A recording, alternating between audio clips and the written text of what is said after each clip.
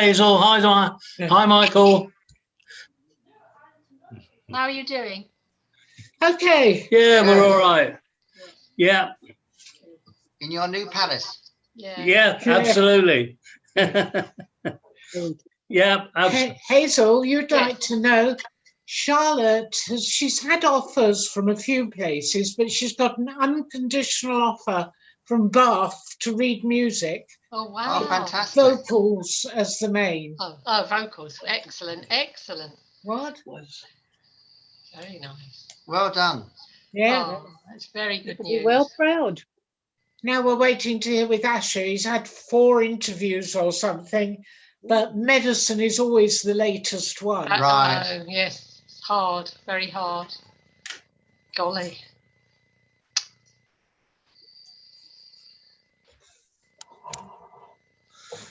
Anybody else there? I don't know. I can't see. What? I don't know. Give you lists, doesn't it? You can get lists and stuff. Where?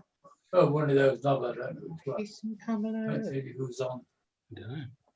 No, it says more, share screen, start video. I don't know. Where's my son? Anybody I'll else? have to be silent to see if whether we're on. I would think. That's Trish Hayes. That's David Burns, Rena Crosser. 3893.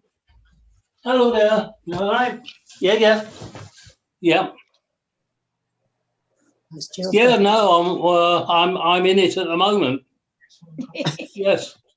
Okay. So yeah. Yes, we're next to each other. Yeah, we're fine. Hi, Rena. Hello. Hello, love. Hi, Rena.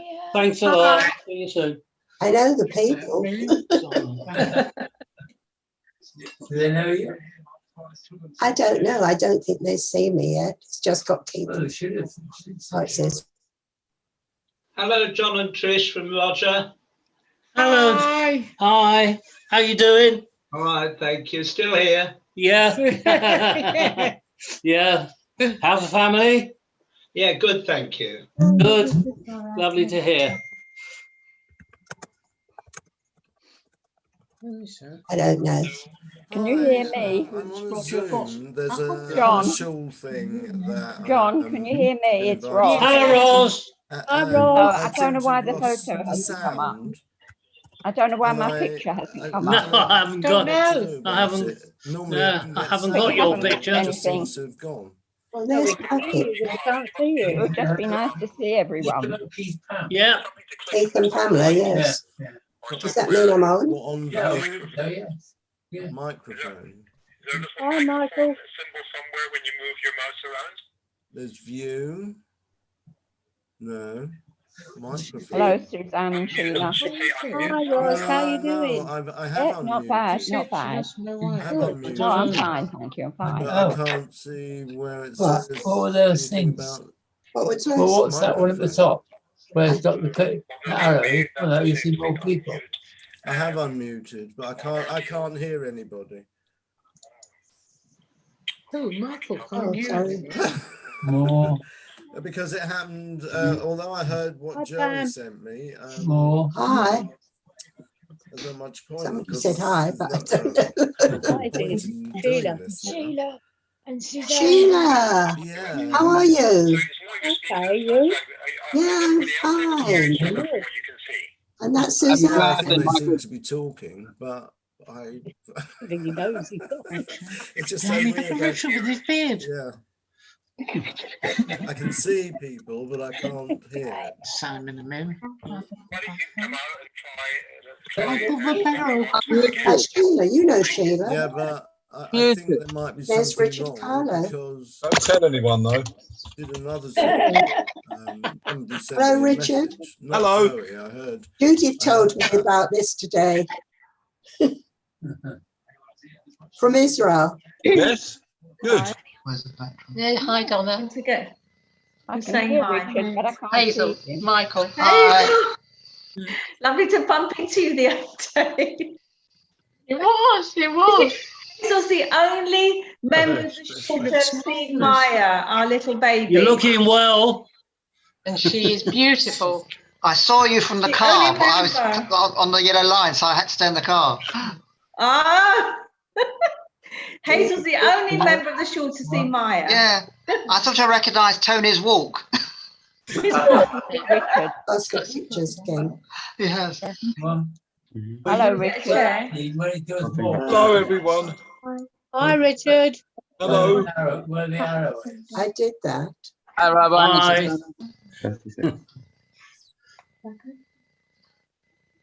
Hi, Iska. Iska. Hi, sweetie. That's Sheila. Suzanne and Oh, Sheila. yes, I see you both. Yes, Bill and I David. did that in Ivy, didn't I? That scene. Always around the corner, isn't it? The next one. See who else is there? Oh, it's Howard. Howard. Oh, yeah. Hello, John and Trish. Hello there. Hi. Hi. You know Barry Flack, don't you? Who? Barry Flack. Never heard of him. Never heard of Barry Flack. No, where is it? He's disappeared. You know He's what on there, but I happened can't last see him. week in the website? The yacht sites were not on. Do you know that? This is a social event. I know, but I'm just mentioning it. I was a bit upset actually. Oh, I know. I've got names, but I haven't got pictures. We've got the top. Oh, you know, one of those arrows. Up the very. I did. Oh, there's 2 pages now. Pages. There's Harvey. One of them gives you Oh, the Rabbi one Robinson. door in. Oh, yeah. Were these? Yeah, no, obviously. No. There you are. You're all on now. Oh, everybody's on. Yeah. They haven't muted me. The eyes. Hello, Mum. Hello, everyone. Hello. I'm afraid Leave it alone, Richard. You'll pull it out. There's Verna. Don't worry. She was there. Diane. Us back on. Beauty without picture. Just put us back on. And Really soon. Hmm? Larry Ann Hart. It's amazing, isn't it? I don't What? Bloody hell, it's awesome. What you can do with that. Yeah, separately. Yes. You Who's don't us? know. Come on. All the way to the end. Speakers. Good evening, everyone, and welcome to a trip down memory lane. I'm delighted that so many of you have logged on this evening to our event, and I just want to say a big thank you from the very beginning to Miriam and to David and to everyone that has made this evening possible. It is incredible to have so many of you on Zoom this evening and so many memories and reminiscences that we'll be sharing together. I've been asked to share a few words of introduction, and then it will be my pleasure to hand over to Miriam. Just a quick note about Zoom etiquette. There will be time for contributing from the audience, but in the meantime, please do remain muted so that there is no sort of background noise on the Zoom. And if you do want to unmute yourself whilst this monkey is knocking around, if you do want to unmute yourself, you can either push down the space button for a temporary unmute, or you can press unmute at the bottom of your screen. Okay, so a few words of introduction to tonight. One of the thoughts that I've been having in the lead up to this evening was to wonder, what is the purpose of memory? What is the purpose of reminiscing? It's very warm and cozy, and we all can enjoy a good memory. But Yiska likes to be in the picture.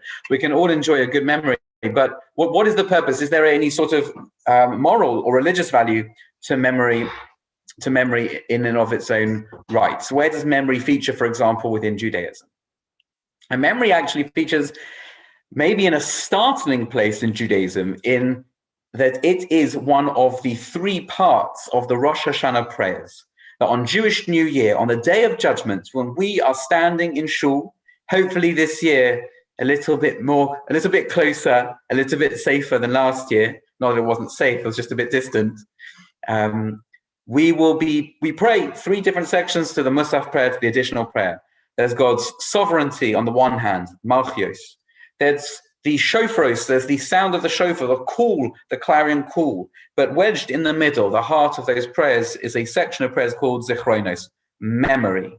That somehow memory is so key to the Jewish experience that we talk about it on Jewish New Year, that we talk about it on the Day of Judgment. And those verses of memory seem to be connected to a fundamental Jewish concept, which is the concept of bris, the concept of covenant. What is memory, and why is it associated with covenant? I think the answer is that in a basic level, you might have seen this in a film, you don't know where you're going until you know where you've been. That memory is about recognizing the point that we have in history, that we are players on a stage, and that stage extends through time. It extends into the past and it extends into the future. And we as Jews play a role in this present moment to be the conduit of the past into the future, to take the lessons, to take the traditions, to take our heritage, and then to transmit it and make it alive and accessible for the future as well. And that goes all the way back to the Abrahamic covenant, that not only was the covenant with Abraham wrought in order that Abraham should be the monotheist, should be the inheritor of the land of Israel, should be the beginning of the Jewish family, but that written into that covenant was the instruction for Abraham to pass that on. That Abraham began a chain that will continue all the way through to the Messianic period, that he began a chain of memory, a chain of generation to generation to generation to generation. It's why memory or storytelling or narrative is so key to the Jewish experience. You only have to think about the night of Jewish identity, of Seder night, the night where we have as a family a reminiscing of our national memory, and how we declare in every single generation, a person is obligated to see themselves as if they went out from Egypt, as if they had made a journey, as if they were part of this chain, because so clearly we are.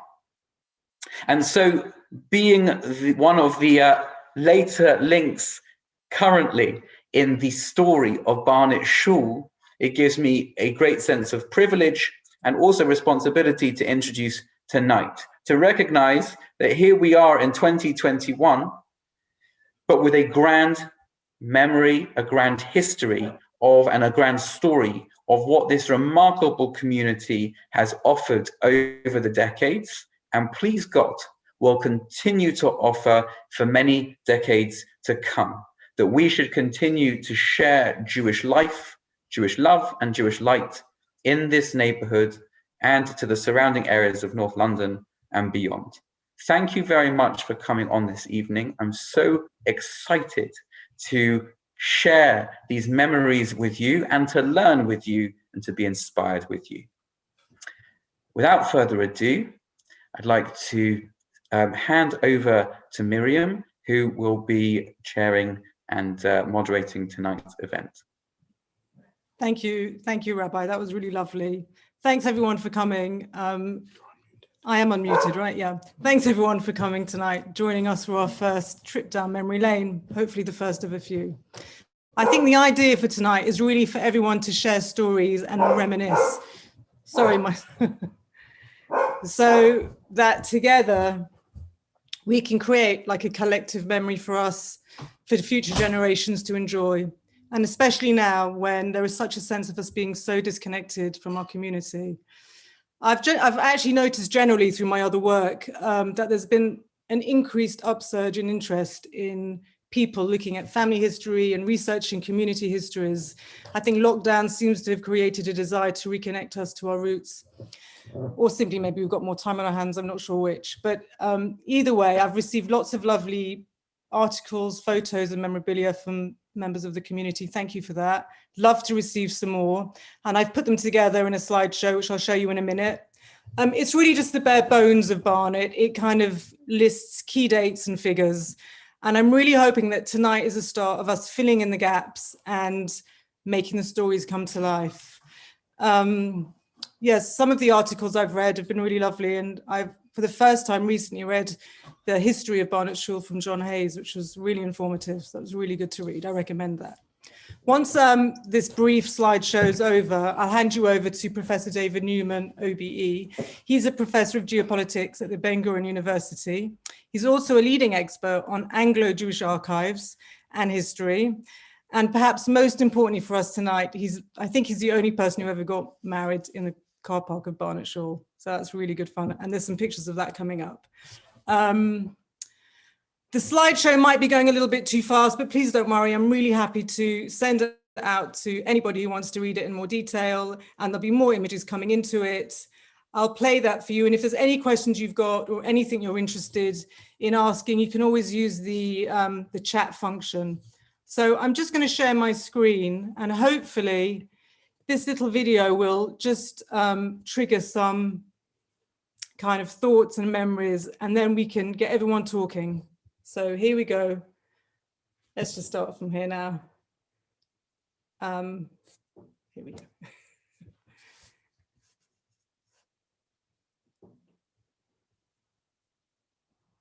It's just our rabbinical team.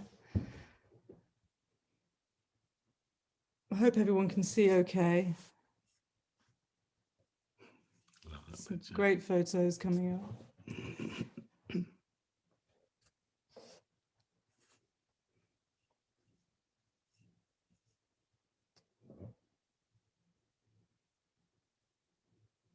Someone just recently sent this in. Fantastic photo.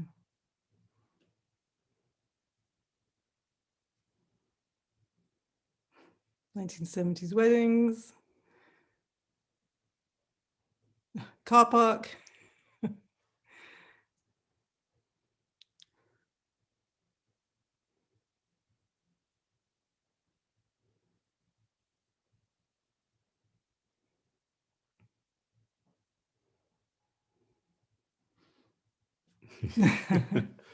Rich is happy with that.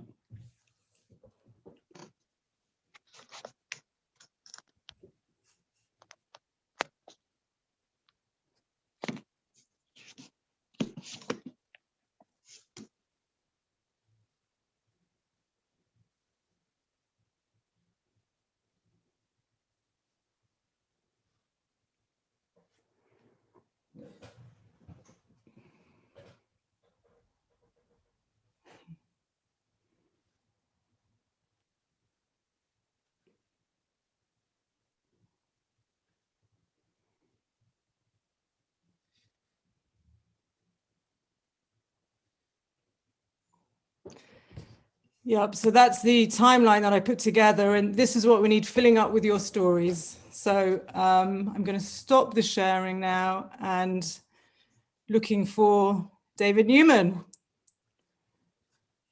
Are you on mute? There you go. I'm off mute now, but I'm looking for myself. Okay, here I am. Hi, good evening, everybody. Welcome. Welcome. I'm the one at the moment speaking to you from Meitar in the south of Israel, where Elaine and I and our family have lived for well over 30 years now. And for those of you who aren't aware, it's schools went back after Corona yesterday, but they're all out again today because we have great Israeli snow. The Golan and the Galil is full of snow today, and it's reached Yerushalayim and Gush Etzion tonight. And when that happens in Israel, even if it's only for half a day, the country comes to a standstill. And the best interview of the day was President Ruvi Rivlin, reminiscing on his childhood in Jerusalem, waiting to see the snow every year. I'm delighted to be with you this evening. I should just say a word or two about how this evening came about. In the last few years, at least until Corona started, I was back in London a great deal to do with some projects to do with my university, in Israel's university generally. And I developed a secondary interest, not my professional interest, in a lot of things related to Anglo-Jewish community history of the past 100 years, particularly synagogues, particularly rabbis. And I've been sitting for a long time in the London Metropolitan Archives in Farringdon, looking at the very interesting archives of the United Synagogue, the Board of Deputies, the Office of the Chief Rabbi. Anyone who's got spare time should go and have a look at some of these archives. There is the most fascinating treasure of material there. During that process, it was the 150th of the United Synagogue. I got to know Miriam as a historian of the United Synagogue, and then it turned out she also lived in Barnet. That's the way it came around. And so we started schmoozing about Barnet at different periods. And I also have a particular interest in the shul that we were involved in before my parents came to Barnet. That was the old Poets Road Dalston Synagogue, which shut down at the end of the 60s. And I often walk around there when I'm in London, and we had got a group of people together this past Hanukkah, people who were there in the 50s and the 60s and grew up there. And we had an evening like this during Hanukkah. People were talking about the shuls. And I said to Miriam, you know, one of the things that the US should be thinking about today is getting people to reminisce and put on oral histories of their communities. Because if I'm searching in the old archives, of course, today we don't do things on paper. Everything is done by email, it's done through videos. And so we need to get people from all shuls all over England getting together pleasant little evenings and reminiscing about the past and putting documents together.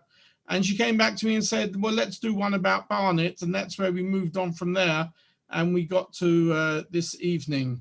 I certainly see a few names here, not that many, I must admit. A few names I certainly remember, John Hayes and David Burns, and one or two on the other page as well. I remember I see the name of Jeffrey Cronick there. Jeffrey, you took me as a young kid. We drove up to Liverpool together. My dad entrusted you to take me to see Liverpool play Tottenham in the UEFA Cup semi-final or something like that. And as those of you who do know me today know that I'm as Tottenham for Brent today as I was 40 or 50 years ago. And most of my colleagues in Israel know the real reason I come to London, that the research and the work is on the side. It always coincides with matches at the Tottenham Stadium. So of course this year there hasn't really been much need to come to London anyway. My life in a sense is partly framed, two of the three big Jewish events of my life.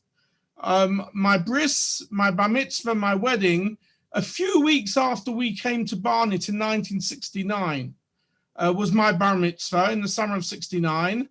And I really left Barnet Shul. I've been Barnet after 10 years. I mean, my parents were there for 20 years, but I really left in 79 after Elaine and I got married at Barnet. And as I often joke to people, when I'm asked to say something unique about my life, well, you know, there's always someone else who can say they're a Tottenham supporter in Israel, or they're a professor this or a professor that. But there is no one else in the world that can say they got married in the car park of Barnet Synagogue. And that is a unique claim to fame. And just a year and a half ago, just before our 40th anniversary, we were actually in England driving back from the north into London. The M1 was clogged up. So I said to Elaine, let's drive via Barnet. And literally on the 40th wedding anniversary, give or take a day, we took a picture of ourselves outside Barnet Shul, and the outside front hasn't changed that much in all those years. So in exactly the same place. So that's my claim to fame. We came to Barnet in 69 after we had lived in inner city London, in Islington, in Poets Road, Newington Green, if any of you knew that. If we were still living there today, we would be part of Jeremy Corbyn's Islington constituency. We lived in on top of the old Poets Road Shul, which closed down. My father was the last rabbi there as communities moved on. It actually closed down in 67, but we stayed there till 69 until we then moved up to Barnet. Coming from the then very non-gentrified, I mean, Islington has become gentrified since then. The non-gentrified Islington to this beautiful suburban area of Barnet was for us a huge eye-opener. And one of the things that my father did when he came, if I'm not mistaken, John, were you involved in helping him find a house when he came to Barnet? Possibly. But one of the things he did inside the family was we had lived on top of the shop at Poets Road, on top of the shul. And that has both its benefits, but also many disadvantages if you're the rabbi of a kehillah. And we were then fairly young and fit and so on. And my dad took a map of the area of Barnet, drew a radius of 1 mile around the shul and said, let's look for a house outside that radius, which means that over 20 years, we had 3 very good walks to and from shul every Shabbos, from King Edward Road, which was nearer, nearer High Barnet and Meadway than it was nearer New Barnet. And of course, I don't need to tell you, Barnet's a pretty hilly place, which was very useful because many of you may remember my father did not have the greatest of cars. He wasn't really very interested in cars. And living in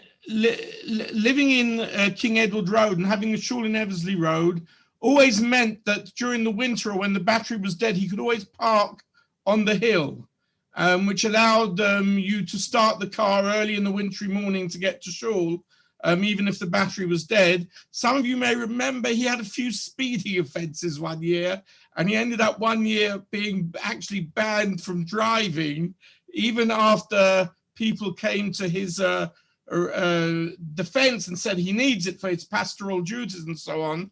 And so he was banned, and I think for a year he went around Barnet on his bike, which of course meant that he was a fairly fit rabbi. He was most of the time, if not all the time, a part-time rabbi in Barnet, which suited him well, because as you know, most of the time he was also a lecturer at Trent Park College in religious studies, and that's something he enjoyed greatly. Obviously, I have many memories. I see my brother Mark from New Jersey is online. Mark lived there for the whole of the 20 years we were in Barnet. I lived there just for the 10 years. Just 2 or 3 very brief memories, and then we'll pass on to other people. Of course, there's certain personalities we remember. Everyone here remembers, of course, Morris Hoffman, but Morris Hoffman was more than just a shul chairman. He was a very close personal friend of my parents, and he was part of the reason that my father actually came to Barnet Synagogue when Poets Road was in the process of closing and there were certain foibles going on there. Morris Hoffman had a father-in-law, Mr. Zadvatsky, who lived in Highbury, and Morris used to come sometimes with his wife, Sylvia, for Shabbos, and that's where they got to know each other in the first place. So, and I think he was the first person who approached my father when the Barnet position became available in 68 or 69. And we were very close to Morris. Of course, it was a great tragedy when his wife died in the car accident. And actually in 89, just as my parents retired from Barnet, Morris actually came out to America for my brother Mark's wedding. I'm sure Mark will remember that very well. There was another personality at the time in Barnet. I don't know how many of you remember, Mr. Davidoff. Was it Davidoff or Davidovich? Of course, living in Israel today, having 2 daughters who are from the Yemeni community and then brother-in-law is from an Iraqi community, it doesn't sound so different then, but to have someone who in that time in Barnet was from Kazakhstan or Azerbaijan, I can't quite remember, with a very strong Sephardic background and heritage was something very new for us, and I think for the community as a whole. And we learned a great deal from him. He was a very learned personality, and he was a very important person, certainly during the 70s, when we lived in Barnet. I see that picture you found at the last minute, Miriam, of the induction ceremony. There's another gentleman there, Mr. Spektrov, who I think lived behind the shul and was also very involved. Joseph Spektrov. Was very involved in the shul at the time. It should be. Sorry? Can you still hear me? Yeah. Yeah, okay, sorry. Yeah, and so we have many memories. If you look at that great picture, actually, standing behind my father was the secretary, the honorary secretary of the United Synagogue at the time, and Mr. Nathan or Mr. Nat Rubin, who just so happened also to be my mother's brother. So it was quite in the family at the time, and I think he also engineered the move from Poets Road to Barnet at the time. And that's and the Reverend Plasko, who to this day I still see occasionally in Netanya when we go to Netanya, where my parents-in-law lived until recently, and where my son, one of my married sons, now lives. Reverend Plasko is still very involved today in the young Israel of North Netanya. But as you all know, the young Israel of North Netanya doesn't have anyone who's younger, apart from their rabbi, who's younger than about 60 or 60 or 65. For me, it was a very formative period. I can't get by without, of course, mentioning that I developed my football supporting characteristics, well, before I came to Barnet. As I say, I grew up in Poets Road, very interesting, because that's 5 minutes walk from what used to be Highbury, but this was the 60s. As you know, my dad wasn't interested in football in any way whatsoever. So my school friends at the Avigdor School took me to see Tottenham, and I was caught on. In Barnet, it was very useful because there were, as a good division of supporters of the two clubs. I think for a while there was a period when the two Gaboim, John Hayes and Norman Odell, supported each of the teams fairly in an egalitarian fashion. And I often used to benefit from some of their weekday tickets to go to either of the clubs. In that point of view, it was good being the rabbi's son. Often on a Shabbos afternoon, those late minchas, one of my jobs was to walk out to the New Barnet High Street, have a good look in the TV shop at the results, and bring the information back to the Sudah Shlishit in the Barnet synagogue. It was my teenage years. I went from there. Originally, I'd gone to school in Owens, Islington, and then I moved over to Hasmonean, which actually my father thought was a good idea when we moved to Barnet. It actually took longer to get there on the bus than it would have taken to get back on the Northern Line to Owens and Islington. I think after a very difficult period in Poets Road, I think my parents enjoyed very much being in Barnet. That's not to say there weren't the normal community differences of opinion which arose occasionally, but overall he liked very much being in a young community. He was, as you know, someone who loved to teach. He was a lovely Baal Tefillah, and I think, you know, we were very privileged to grow up during that period in Barnet. He remembered it with great pride, and also when he passed away just over 10 years ago in Yerushalayim, we had many very delightful letters of reminiscence and memory of his time during Barnet. So I'm very pleased to be able to share these thoughts with you, these memories with you, and I can see on the, I was asked to check which other rabbis are online right now. I can see Rabbi Shaul Robinson from New York, who I've got to know through Facebook more than any other way recently, although I also know his brother from when I'm often in London, I need to get some quick food for a Shabbat. His brother offers a very important service. But Rabbi Shaul Robinson was 2 rabbis after my father, and he's now, of course, for the past decade, been a rabbi of a very important synagogue in New York, the Lincoln Square, Lincoln Center Synagogue, originally founded by Rabbi Shlomo Riskin. And I'm very pleased to hand over the baton to whatever memories he may wish to raise. Shaul. Thank you. Thank you very much. I actually came to listen and to reminisce rather than to speak. I certainly didn't prepare any remarks, and I enjoyed the reminiscences. I actually met your father when I used to work for UJS, and we once organized a debate at our conference. Not sure what's going on with the screen here. And I wanted to make a debate about Israeli politics, and I picked the most left-wing liberal rabbi I could think of and the most right-wing rabbi I could think of to have a huge, ding-dong at the floor of UJ's conference to make it very interesting. So your father was there to represent the more liberal side of the peace process, and I chose Rabbi Rabinowitz from Edgware and Benny Rabinowitz, and they looked at each other and said, "We're cousins." We can't get involved in an argument. But I do remember the car. I remember your father driving this a clamped-out car up to UJ's conference, and I knew it was his car because it was a Gemara on the back shelf.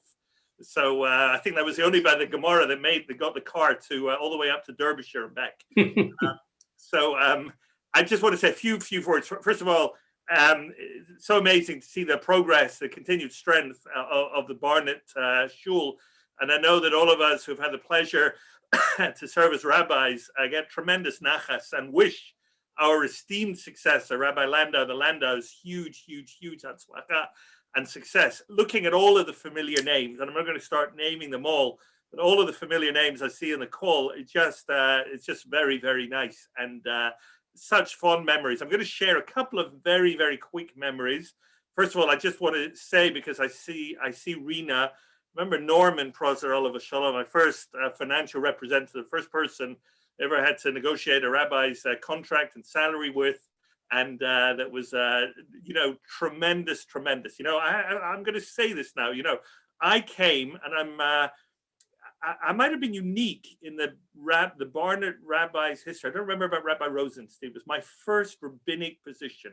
I'd been student chaplain, and it was my first time being a rabbi, and I really was very inexperienced. I really had no idea how to handle many situations. And, Norman Prosser of Shalom getting ill, seriously ill, very shortly after I arrived. And I remember not really knowing how to handle that. And I remember once Norman Oliver Shalom called me in, and he said, Rabbi, you haven't been calling me. And I learned from him difficult lessons. And I'm sure Rena remembers that. And it was difficult lessons for me about what the needs and expectations and the needs of people going through. So I will forever be grateful for the Barnet community and the special individuals. Two very quick memories. One not really connected with Barnet members so much, but David, you mentioned you were married in the shul car park, or the front lawn of the shul. Well, can go one slightly better, because we once did a wedding, a chuppah, in the back garden of 94 Gloucester Road, because there was a couple who had been married in Israel, but it wasn't recognized by the Rabbanut. It was one of these weddings that was kind of unofficial, and they needed a wedding certificate, and we knew them, and it was all kosher, legit. I mean, thinking about it, it was 25 years ago now, and I'm not going to say the name of the couple. They weren't a Barnet, they were family friends, but I called a minyan together. Paul Kleiman came, Morris Hoffman. I have a picture somewhere of Mr. Hoffman holding up a talus in the back garden of 94 Gloucester Road over this couple, and we had this super quick chuppah. So that was a fun memory. But let me just say very, very quickly, probably my strongest memory. I became the rabbi of the shul on a part-time basis in 1997, I think it was, because I was still at Cambridge. I was a full-time rabbi at Cambridge. And we did a deal that I would be part-time the first year, going back and forward. And then the following year, July 1998, it became the full-time rabbi. So I remember the first night I ever spent in the house in 94 Gloucester Road before we built the extension. And Sarah, and I think it was probably only one, maybe two children at the time, was up in Cambridge. So spent my night in this quite drafty, I don't think the heating had been on, house. And I went exploring. And under the cupboard, there used to be a cupboard under the stairs. It's not a bathroom, but there used to be a cupboard under the stairs. And I discovered a file. And in the file, there are like sort of a metal little portable filing box.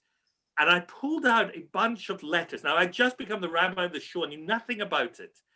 And it was letters written by congregants, probably none of you, angry letters to Rabbi Rosenstein on his first day as the rabbi. Because you'll remember the politics that the chief rabbi would not let Rabbi Rosenstein take up the position without putting in a mechitza. Yeah. So he was put into this position. And he, on this first day in office, he received. You keep biting me. And I found this folder of hate mail from members of the shul saying, that's it, I was in shul today, I've never been so disgusted in my life, I'm mechitza, this is Barnet. And I remember thinking to myself, like, oh my God, what kind of place is this? Needless to say, we then spent 8 incredibly happy years. Incredibly happy years. The day I left Barnet to come to New York, I must say I cried my eyes out. I cried my eyes when we left the house. I cried my eyes out on the plane. I cried my eyes when we landed in New York. It was the most difficult, wrenching move I think we've ever made, because we were so happy in Barnet and so delighted to see the incredible progress and strengthening of the shul. So just a couple of random memories. Thank you so much.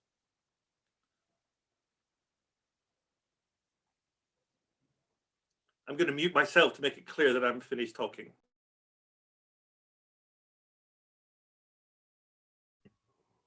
Does anybody else have any stories they'd like to share with us today? Mark Newman, I'm picking on you, or Simon Hayes, it would be lovely to hear something from you. Hello, it's Rosemary Goodman. Hello. I was looking at that photograph of the inauguration of the Shul, and on the extreme right is my late husband, Ben Goodman. So he was there. That was one lovely memory. The next memory is that when I married Ben, Rabbi Newman married us. And that was another thing. And then recently I looked on Genie, which is one of these historical things, and I found that through my husband, he was related to Rabbi Newman. Which is, about 20 or 30 cousins through a long line. So that was also another connection. We just found that out recently. Someone I know very well, Shmuel Ben Tovim, who grew up in Herzliya, and actually for many years was the Israeli commercial attaché in London. I've known him for years, and the two of us do family genealogy together, and we visited Edmonton Cemetery together where our ancestors are buried. And just a few months ago, he came up with this piece of news that he's related to Ben Goodman, which means we relate. We never knew that at the time we lived in Barnet. I'm in constant touch with Shmuel Ben Tovim, actually. But anyway, it's nice to meet you in person. I think what scares me more is the stories you all have about me, not that I have about you. If I remember my childhood at Barnet. So I'm not sure which ones would be more interesting. That's the scary bit. But I did a few years ago when I was with my family in England. We came by, similar to David, we were on our way back into London from somewhere else, and we came by Barnet, and we just knocked on the door, and it turned out there was a board meeting that night, so we got to come in, and I showed my kids the show and everything. I think it's got to be about 6-7 years ago now, but it was nice. It was very nice to come back, and when I've been in London a few times for work, for other reasons, I've come by, but it's never been opportune to come by for services or anything like that. But I keep up to date on your on the website, and I've become quite good Facebook friends with people like Richard Carlo and a few others. What's his name? Blaine. So Martin. So it's kind of nice to keep up with what's going on. It was a big part of my childhood, and one doesn't appreciate the good memories until maybe one gets a little older. And let's see, what else do I remember? I remember obviously my bar mitzvah we had there. And I just remember a lot of people coming in and out. It wasn't quite the party I wanted, but that's again part of the challenge of being the rabbi's son is everyone's got to be invited. It was nice to see some of those old pictures, and definitely the family connection with my uncle Nat Rubin, being part of the United Synagogue at the time. And Barnet was a beautiful place to grow up in. And the walk to and from Shul definitely kept you fit, got you wet in the rain and hot in the summer, but it was good exercise. And I think overall it was pretty good for my parents to have that, as David said, to have that exercise every time. But then you go to other countries, and especially go to Israel or where I live today in America, where we move very close to the Shul. It's there's something very nice to have that quick walk. Yeah. Oh. Simon. Hello. Hi, Miriam. Hello. Hi.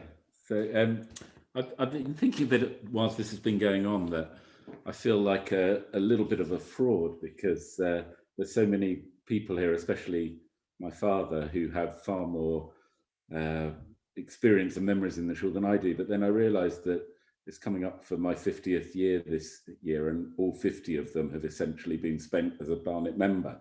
So, that's plenty of time. I think something that David said that really resonated with me was that well, I've known all the Rabbonim except for Reverend Koshland that have been at Barnet, so Rabbis Newman, Rosenstein, Robinson, Lehrer, and now obviously the Landaus.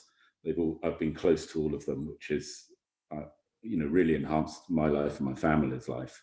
And I think the thing that David said, is that pretty much every major event in my life has happened, not just around the shul, but actually in the shul building, be it pre-extension or post-extension. So I'll try and list them. So my bar mitzvah was in the shul.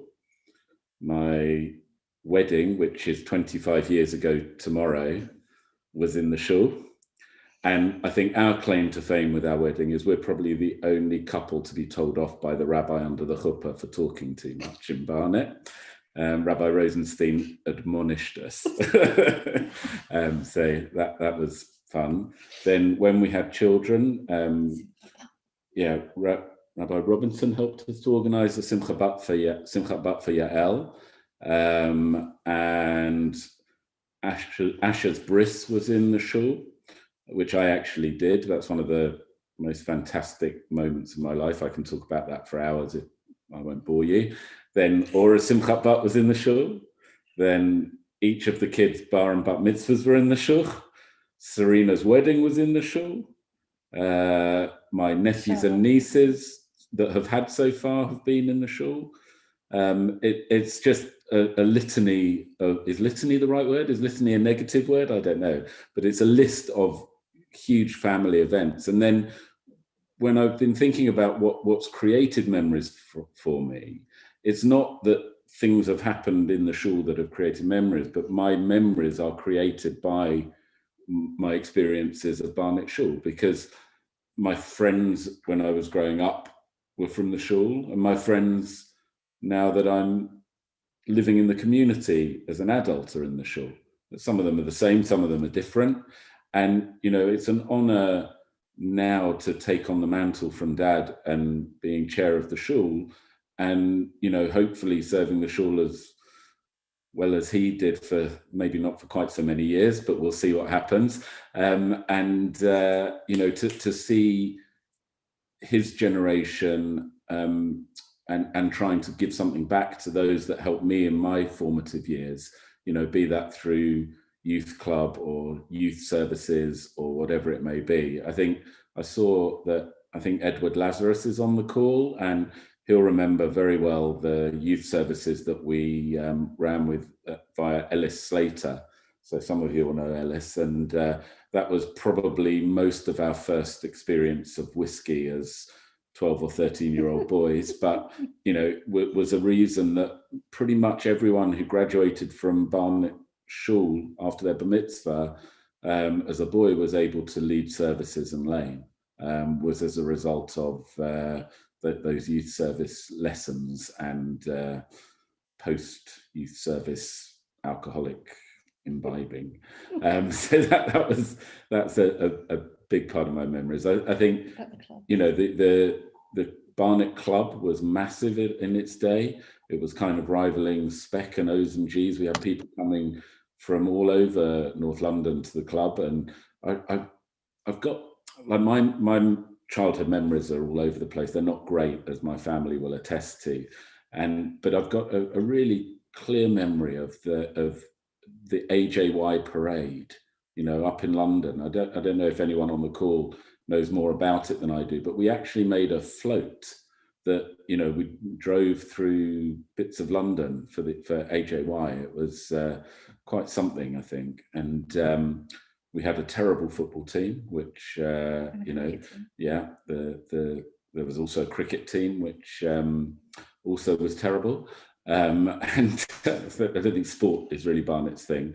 And the youth club really was from about the age of 7 or 8 onwards up to 18, and it was run by pure volunteers. Barry was my youth leader for most of my childhood, and I'm sure Barry's on the call. I saw his name. He'll have lots of memories of the club. And until I left to go to university, every Thursday night, that was what I did. So I could go on and on. There's lots of memories there. So it's difficult for me to split out the childhood stuff from what's gone on after that. But you know, it's just, as I say, an honour to me to now be able to give something back to the community. So hopefully I will do so well. Okay. Hello. Oh. I'm mute. Hello. Yes, those club events. We used to have club discos, barn dances. I think they were probably figured in the same letters about the Mechitza. They ended about the same time. And then we also used to have Cheder at Little Grove School, that the highlight of which was actually playing football with a tennis ball during the break, and then translating the Shema every single week. I think, David, you actually taught me. Used to send me out to the corridor every single week with Neil Harris and Bradley Sheffer. Yeah, and I mean, the shul did an awful lot. It punched above its weight, and yet it's a shul that people to this day still don't know exists. It's really, I had someone this week ask me, is there really a shul in Barnet? Where is it? And yet, you know, we have an awful lot of members now, but we've done amazing things over the years. I remember we put on the world Saturday night premiere of Man with the Golden Gun at the Odeon Leicester Square. Every penny from it went to the shul and another charity. You know, brave decisions. That function we saw on the slides at Arsenal, I think that, you know, that was in 2003, I think, or it might be even earlier. That it was £60 a ticket. Now we struggle to get a £5 for a speaker on a Tuesday night. But we've done all sorts of little things. I represented the shul. In fact, I represented AJY at St Paul's Cathedral in front of the Queen and Charles and Di. I had them all kneeling in front of me. It was a very, very odd event. But they used to choose Barnet quite a lot because we seem to be, very big in the AJY. We used to enter, as Trish will well remember, we used to have there was a fashion show every year the AJY ran. And we also used to have events where we used to mime songs, David Wishing as Kate Bush. It's all changed, but and now it's moved on, and I seem to have taken my father's mantle to some degree and running social events. But it's a happy community, and everybody, I think we're all proud to be members of Barnet, and the history is. I was, Simon says 50 years. I'm 55 years. I was actually at the opening ceremony where that plaque we saw earlier. I was in a pram at that ceremony, so I've been there throughout, and I remember, all the events that went on and the social committee events my father took part in. They used to have a third Seder, which never gets spoken about. And, someone's laughing at that. They remember it well. But yes, someone else have a go now. Hello, good evening. It's Jeffrey Cronick here. It's nice to see so many faces. My memories go back quite a longer. David, you might have had the honour of the only wedding in the shul car park. I have the distinction and honour of having the first bar mitzvah in the shul. The first service that was held in the current building was my bar mitzvah many years ago. And my memory actually goes back before we had the shul, when we had the services in the garage in Netherlands Road, and we would struggle for a minyan. And I and my brother would be sent out, usually after waiting half an hour, to walk up and down Longmore Avenue and all the other roads, looking and knocking on doors which had a mezuzah, asking people to come along and help make up a minyan. So, but amazing. As a very proud son of one of the founder members and part of the family that were very involved with that, the Taylors, the Carnells, the Wrights, my parents, I think it's fantastic, and it's wonderful to see how the community has grown and stayed together. And although I'm not a shul goer, on those occasions when I do attend, my dad is there. It's his spiritual home. If he could, in his wildest dreams, I don't know that any of those founder members thought that it would be possible that we would have a fully functioning shul that holds services 3 times a day, 7 days a week. It was beyond their beliefs and beyond their dreams. And it's just incredible that the way the community has grown. Thank you. Yeah. Oh, One more thing. okay. One more thing. Sorry. Go on. Hello. Sorry. One more thing. David, you mentioned to me about a football match. It was actually on the 3rd of May, exactly 50 years ago. We had the pleasure of going up to Wolverhampton. It wasn't Anfield. It was Wolverhampton to see our glorious team win the UEFA Cup in those days. So I do remember it. In the days that they still won football games, yeah. Yeah, and we paid the princely sum of £1.20.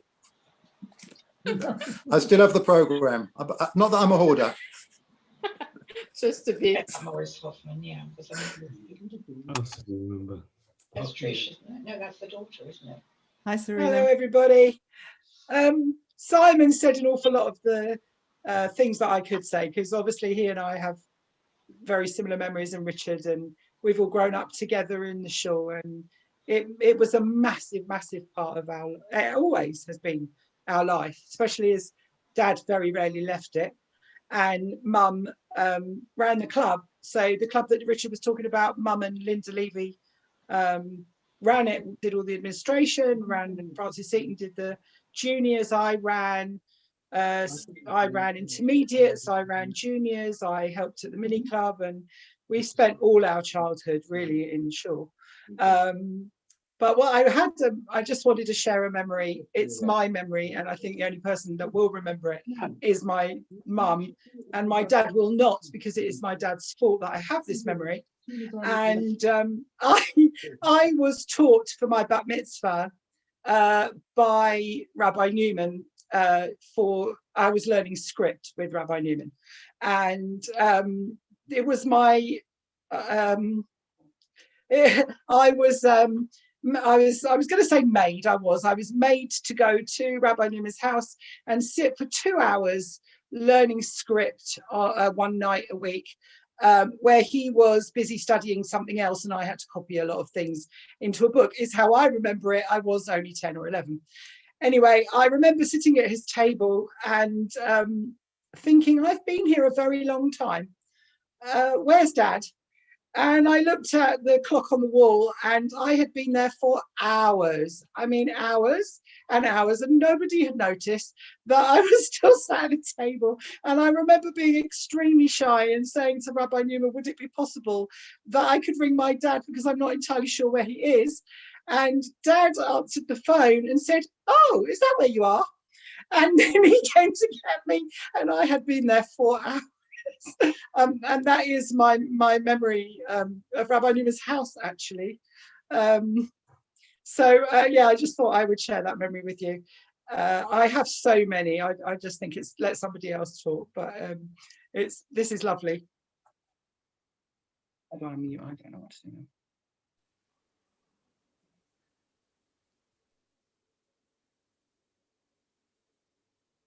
Barry.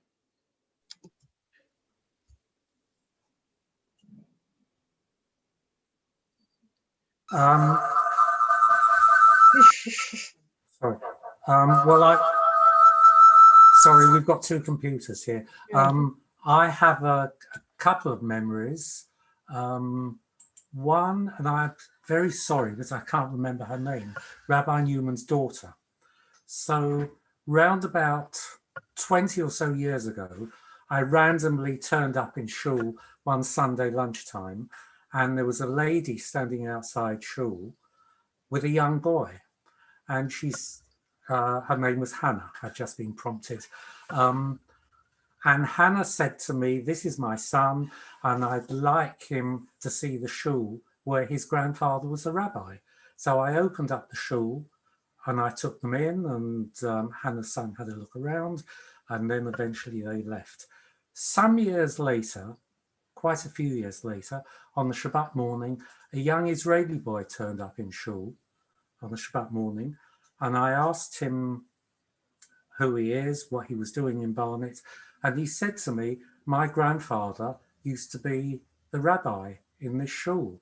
So I told him the story that I've just told you, and he said to me, well, I was that little boy, and he had now grown up into a young man. The other memory that I have follows on from Simon's story about the youth club. I have very many stories. I just like to mention one in particular that actually does concern, that Simon reminded me. So we used to, every half term or school holidays, the youth club, that's to say all the teenage boys and girls, we used to go out somewhere for the day. And on this particular holiday, half-term holiday, I took a group up to the Thames flood barrier. And the Thames flood barrier was pretty new then, and nobody had been there. And so we went up by public transport and we caught a boat down the river, and it was a very pleasant day. We got to the booking hall for the sightseeing event, and I said to the cashier, "How much is it to come in? What's the entry fee?" So the guy said to me, "Well, it's so much for a family." So Simon Hayes, who was all of 15, announced to everybody that they should all call me Dad, and then we could all go in on a family ticket. So those are two particular memories that I'd like to share with you.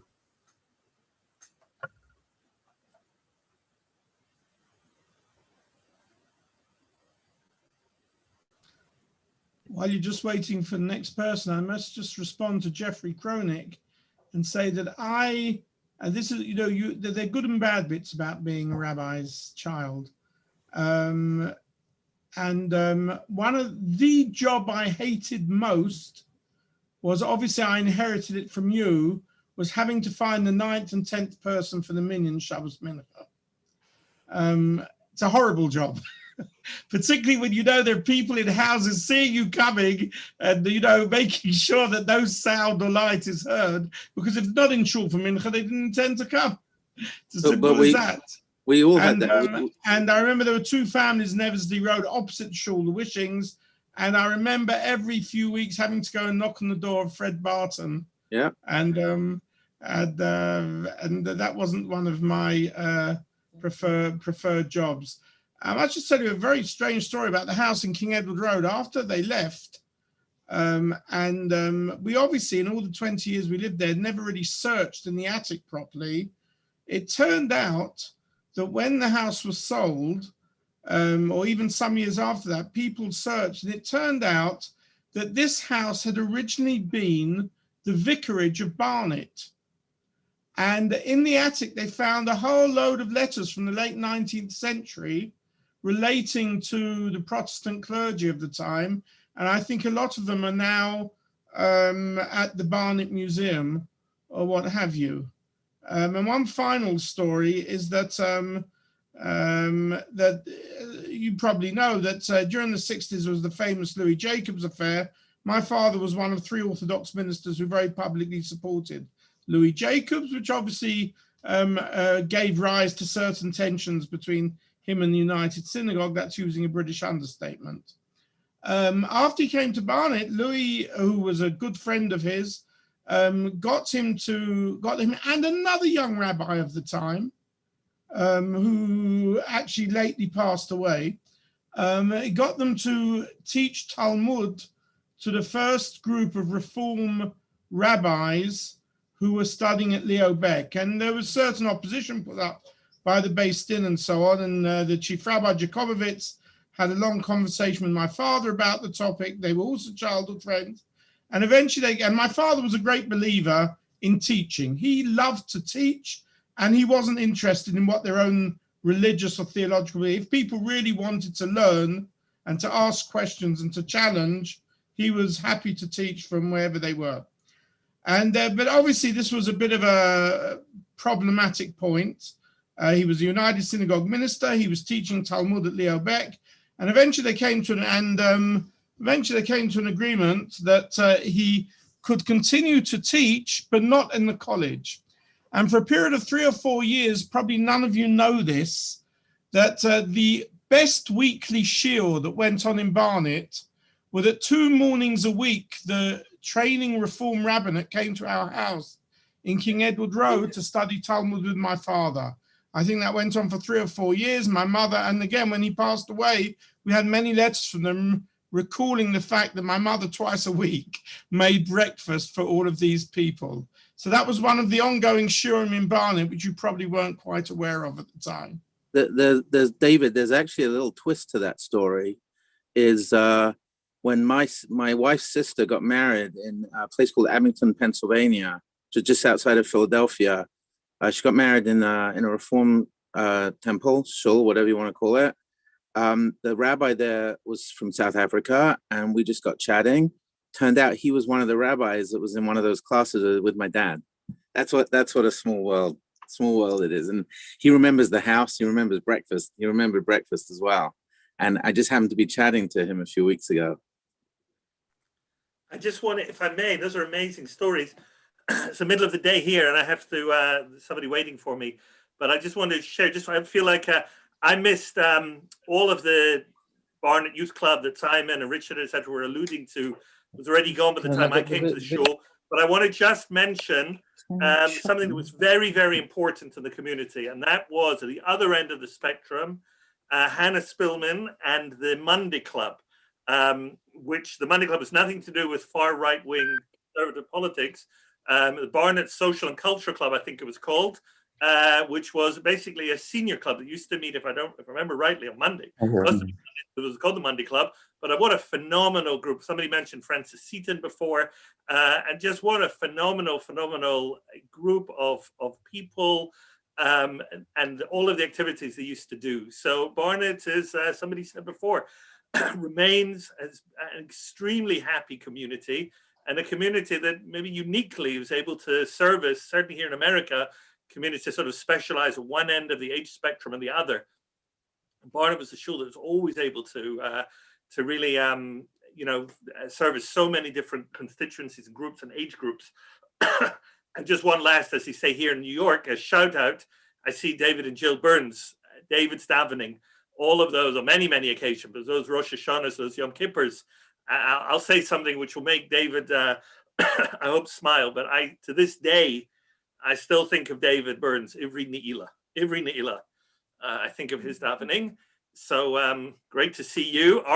Your granddaughter and our daughter are going to be in seminary next year, which is very, very exciting together. But in the meantime, sorry, I don't mean to monopolize, and I actually have to leave now. But thank you so much for the invitation of being here. And David, thank you for your memories and brought back so many memories of mine. So best wishes. Thank you. That was really lovely. Thank you, everybody, as well. That was really special. We've recorded the evening. I hope to record more to build our oral histories. Hi, can I just come in? Sorry. Yes, Hello? who's that? This is Norman Nodell. I've only just managed to get online. I do apologise. No problem. Lovely to hear you. I was there right at the beginning, basically, of Barnet Shul, as you possibly know, days of Rabbi Newman. Is David with you at the moment? David Newman's here, yeah. Yeah, okay. Give him my Drishat Shalom. This is Norman Nodell. I was warden of the shul, I think, about 1970 to about 1976, something like that, with John Hayes, who was my fellow warden, and Maurice Hoffman was, of course, was the president of the shul, and Ben Gooden was the financial representative. And Rabbi Isaac Newman, of course, was the Rav. And I can remember in the early days when we struggled to get a minyan on the Yom Tov, certainly when it was midweek. And we had all the old stalwarts, like Mr. Davidov, who was the most incredible man. I'm sure some of the older members will remember him. And I have very fond memories of Barnet Shul, certainly. Thanks, Norman. That's lovely. I don't know if I could just say, I don't know if you can hear me. Can you hear me? Yep. So my name's Samson. I'm calling in from Passaic, New Jersey, near Mark Newman. We've been threatening to get together for a while, but we never did it yet, Mark. So, but I saw this through Edward Lazarus, my dear and oldest friend, who I think I know from being in Hebrew school together at Barnet Shul from when we were like 3 years old or whatever it was. But I just want to take the opportunity that I grew up in the community in Oakley Park South. I think my mother, Rena Sampson, Dr. Rena Sampson, was well known in the community. But I would just say that, first of all, I remember constantly, and I think somebody mentioned the name of the school that Edward and I used to go to. Was it Littleton School or whatever? whatever the school was that we used to go for Hebrew school. What was it called? Little Grove. Little Grove, yeah. I remember, I have vivid memories of sitting in line and singing songs that I still remember, like Om Dili Om Bom Bee Bom Bee Bom. I still have it in my head, the way it was sang. And then also recently, for those of you know, that there was a rabbi who passed away recently, I'm having a mental block. The psychotherapist, Rabbi, you know who it, you know. Yes. So he wrote a song which, when he passed away, that he wanted people to sing this song when they buried him, and it was Hoshia Es Amecha, Hoshia Es Am. And I remember singing that song together with Rabbi Newman, with everybody, when I was 5 years old. And it was these things when I saw that they were singing this song, this memory of everybody sitting in line, these little kids, and I was part of that. Such a vivid memory. But I think the reason I also just wanted to say is that, when my father was ill and when, my mother was ill, Aleichem Shalom, I have to tell you that the Barnet Shul was the most fantastic place. The members and the key members and the many, John Hayes and Barry Flack and all of you, I cannot thank in Barnet Shul and you enough, because the chesed, the kindness that you gave, just and it wasn't like, it was just like normal. This is what you did for everybody and anybody, and it has made an indelible mark on my memory, and I have incredible gratitude to all of you. And I remember Norman Nodell, and I remember all the different people and all the people who came and would come to the house and would help in any way. And David, the Chazan, and everybody. It was just a, I came on because I have such wonderful memories, and I did want to say before you end, or whenever you want to end it, I just want to say my thanks and appreciation, to Barnet Shul for being such a significant part of my own personal history and my family's. I just wanted to thank the Shul. Did you say that's Edward Lazarus? Is that who's speaking? Edward John. No, this is Chaim, or otherwise known as Anthony Sampson. Of course, yes, I remember you. Yes, of course I remember you. Yes. Yeah. Can I just say that was a lovely note to end on. Thanks so much for that. My pleasure. If David's there, can you just ask him how Hannah and Mark are getting on? Hannah's in Israel, I assume, is she? I've lost track. Yes, both Hannah and I are in Israel. We've both been here for about 40 years. Yeah. I see Hannah very often. She lives in Efrat, so I live in Meitar. Actually, I also have one of my daughters lives in Efrat as well. Just had a son just 10 days ago, to add to the growing community here. Yeah. And my brother Mark, who's also online here, lives in New Jersey. You may remember we had an older brother, Julian, who was not in the best of health. No, I remember very he went with my parents to Israel, and he passed away at a relatively young age in his early 50s. Yes, Jeff Koenig, I must also recall your father for one other thing, and that is he had one of the most important jobs in the shul, and that was he always davened Mariv and Motzei Yom Kippur, because he was the fastest davener in the shul. Yes. That wonderful note, I'm going to say thank you to everyone who has participated this evening in what has been a really remarkable evening as we've taken a trip down memory lane. Thank you to Miriam for spearheading this project, for putting it together, for bringing everyone together on this Zoom.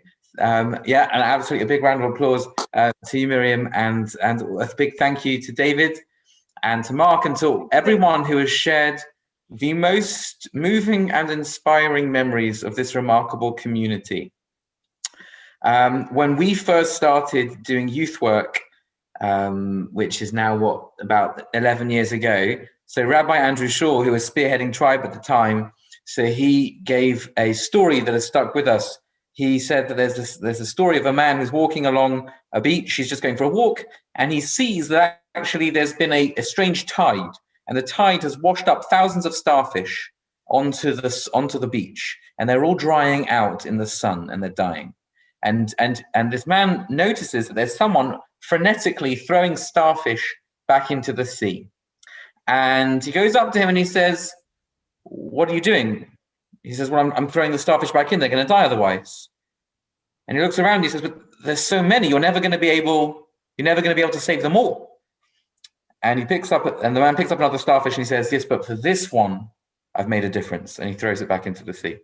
And what I think the message there is that we don't know the power of being part of a community. We don't know how we can change a life, how we can give life back to a starfish, how we can inspire and enthuse people through our community, through the incredible work that we did and will continue to do. And we feel very blessed to be now here at the helm together with you, continuing the great work that we have heard about, and please God, continuing to bring this community to a fruitful and thriving future. Amen. We're going to do more reminiscing together, but let me invite you now to bring your reminiscing when you can, and when we are open, back into our shul, back into our events. Let's continue to come together in all the different forums that we can. Thank you for correcting my grammar. Whether that's on Zoom, whether that's in shul, we need you to continue to stay connected, because you are the lifeblood of our shul. So thank you very much, and we look forward to seeing you soon. Be well, be blessed, and have a happy Purim. Good evening. Chazak, chazak, chazak, v'nit chazek. Thank you, everybody. Lovely.